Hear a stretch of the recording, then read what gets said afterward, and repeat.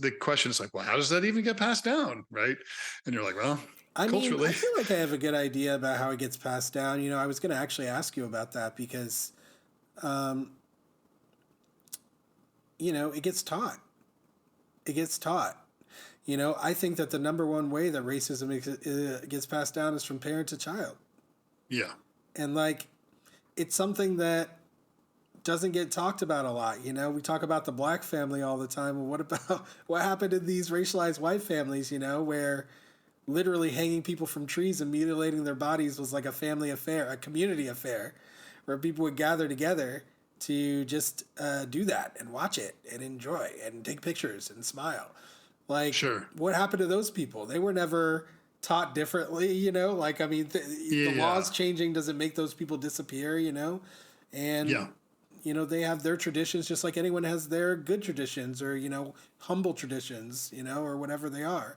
So, yeah, but we don't talk about that history. We don't talk about, the fact that if you go back in my family tree, you're going to find rape and murder. That's what you're going to find, and those are the things that they want to make sure that we don't learn about in school. My literal history, my literal ancestry and background is what they're trying yes, to ban.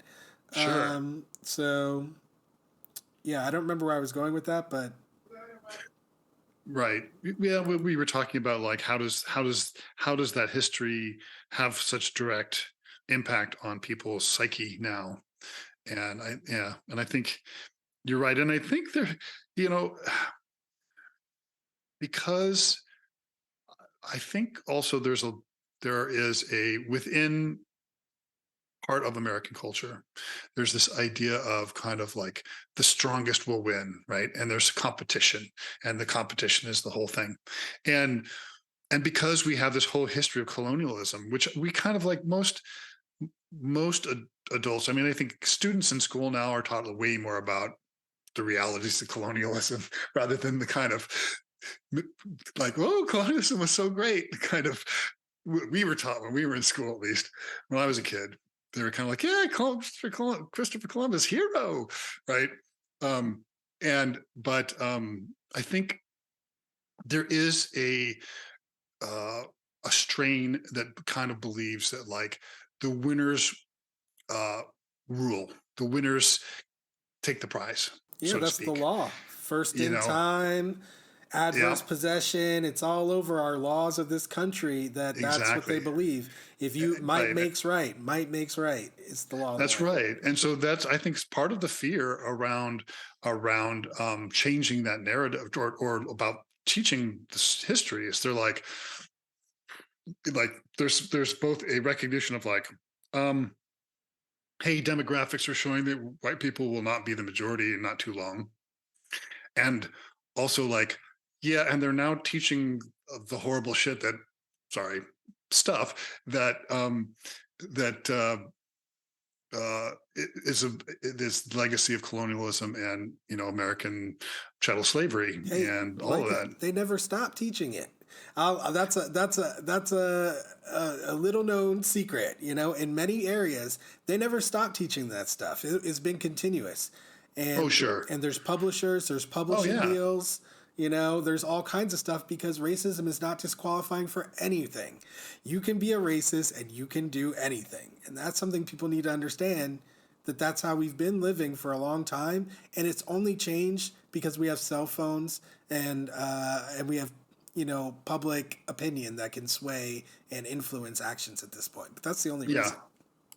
I think you made an interesting comment there about the fact of how like I tend to think a lot of negative stuff these days about the internet and about social media because I think there's a lot of bad things happening because of it.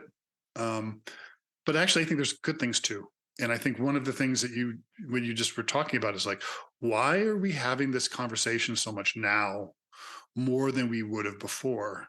And the reason is because our we get information from so many many sources now, and so the conversation can occur like um the was the 16 1619 Project, yeah Nicole Anna the, Jones.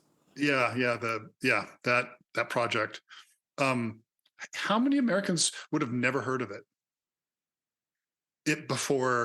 uh, before the internet, right? Yeah. Um, and yeah, well, maybe they would have, maybe Fox would have realized like, oh, this is a gold mine for us, anyways. We can stoke fear um, with this. Like, look, they're telling these bad stories about us. Um, but I don't know. But maybe not, because maybe it would have just been like, yeah, it just doesn't make the ABC, CBS nightly news. So I think that's a big part of why we're having a lot of these conversations around like the stuff that's coming out. I mean, not coming out, but the way people are talking about colonialism, for example. Yeah, that I mean, and I can see why actually in some ways there's I wouldn't say a legitimate fear, but there is when people talk about CRT, but there is a component which is critiques that really only existed within a small, mostly academic, mostly higher education level of academia around these issues of like, well, what really happened with colonialism, or you know what I mean? Um, I think that now is making it to the mainstream, and I think that does really freak people out, because they get freaked out because, like I was saying, they're like, well, they're like, yeah, liberals are kind of in charge of much of are actually in charge of much of the media and technology and economy of the United States. I mean, maybe not at the very top, but like in Seattle, for example, or LA or San Francisco, or any city where like economy is going crazy, right? And it's where Microsoft and Amazon and Google and all these companies are, and all the tech companies and all the pharmaceutical companies. They're all liberals, right? Well, by far and away, right? In Washington State, in Seattle, Washington, uh, Trump got 8% of the vote, right?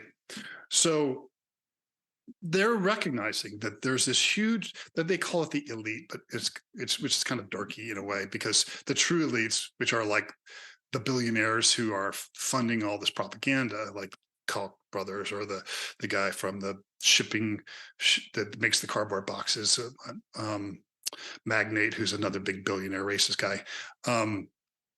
Well, again, it's funny because I don't know that necessarily that they're motivated by their feelings around race. I think they're more motivated on cutting their taxes, but You know, that's I'm another. so glad you said that, because motivated by people are always like so set on. I think we talked about this before. It's like Yeah, making sure that we divvy up what's motivating people and what I their think it's intention is. important. I know you do, but like But it's the not. reason I think it's important is because It's just if we're really gonna address not. it, knowing why they're doing it is part of it. So, for example, No, if we're listen, like, I understand why you're saying it. I yeah, understand. Okay, I understand that you're yeah, saying if we understand their motivations, then that maybe we can find some way, I guess, through or to get them to, I don't know, but like, I think that ultimately, right, like it's not so important, because I think the way that we talked about it earlier is the best way, which is that there's a ball of insecurity, right? yes, So like I think keeping it general is better, probably for exactly this reason, right? Like, it's not really possible to divvy up what percentages of people's motivations are what. You know, in the race context, race intersects with other sure, motivation that you can imagine. absolutely, So, like, I just feel like it's a futile exercise, but it's something that so many people do naturally, like without thinking. And I yeah, don't do it. I've never done it. And so yeah, I to me it's I'm always like I just notice that, like, yeah, and I just think that I try to stay more. I don't try to call people racist. I try not to like use the term late racist on a person, yeah, because it's not meaningful actually. Like, anyone can do something racist. Like, everyone's done something racist, I'm sure.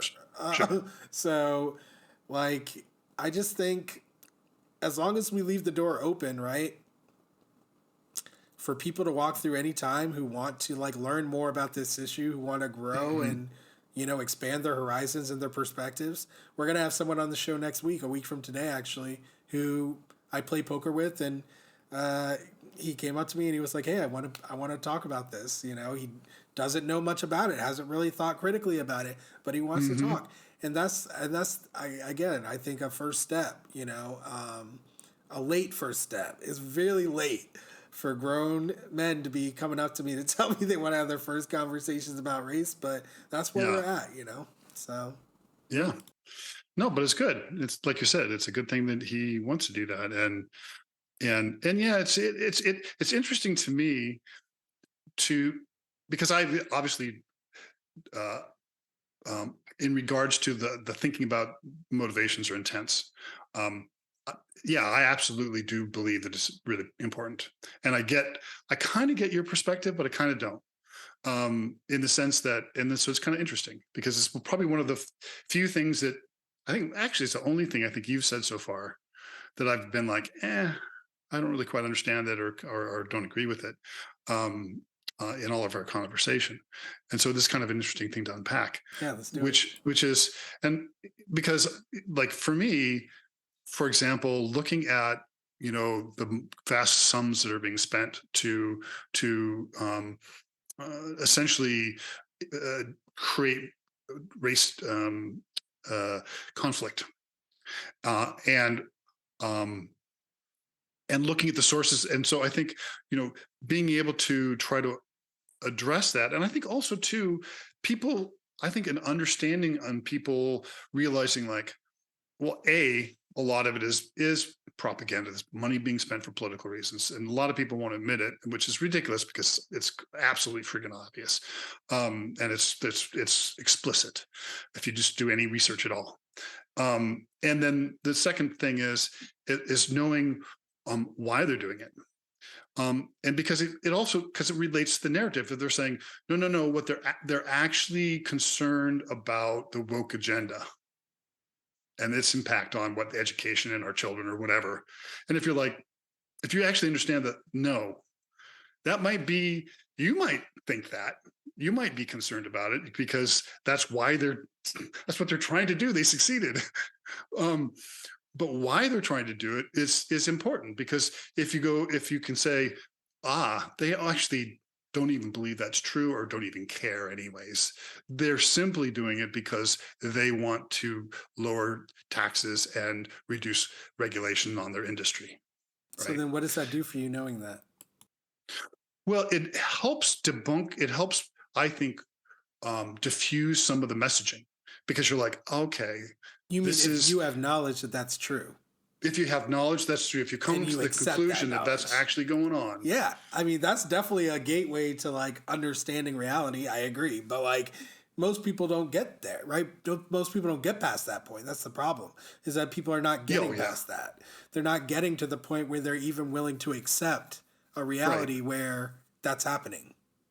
Sure. Well, and that's kind of my focus. I'm always trying to get people. I mean, I understand that it's kind of a long shot. like No, I mean, I don't know. I mean, there's been people, but I have that certainly might be an influenced some overstatement, people, but right, that have kind of come around and gone like, because at first they're like, no, no, it's because of this issue, right? And then you're like, no, let me show you why it's not. And I've had people come around and go like, oh wow, yeah, okay. And so it can have some impact. But I think what you're getting at is the question of like, okay, but how do we have broader impact? Right. and And and longer I think, lasting, right? Because this and is a I think from an continuous education thing. standpoint, though, uh, what I would almost call media literacy or understanding propaganda, I think is pretty big. And I I think it's pretty agree. important. And I think it's one of the things that, I mean, one of the things with all this rampant conspiracy theories now with the way social media is used for essentially psyop campaigns, whether it be foreign or domestic, is critically important, especially now when we're going to get into actual, um, real incredible deep fakes that you just simply cannot tell that that person didn't actually just say this thing. You just saw him say, right, in video. And so I think so much, it's going to be so important that we have this literacy around how, how propaganda works. And it's interesting too, because it's also kind of in a way how advertising and marketing works too, but it's slightly different.